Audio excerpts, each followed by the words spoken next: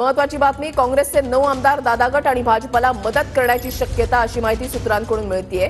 अजितदादा गट काँग्रेसचे 5 तर भाजप काँग्रेसचे 4 आमदार फोडणार, अशी माहिती सूत्रांकडून मिळतेय।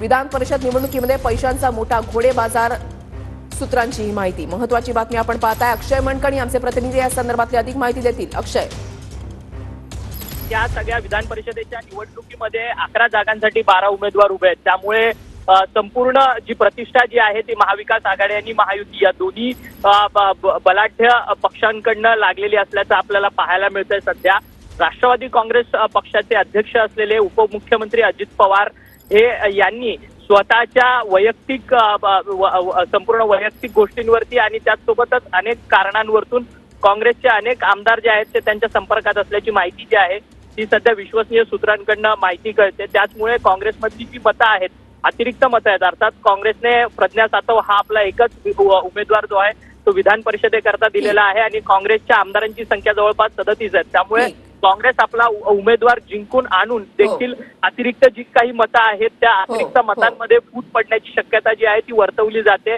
त्यामुळे अजित पवार हे गेल्या अनेक वर्षांपासून प्रशासनामध्ये काम करतात आहेत आणि पूर्वी काँग्रेस बरोबर राष्ट्रवादी नक्कीच धन्यवाद अक्षय दिलेल्या सविस्तर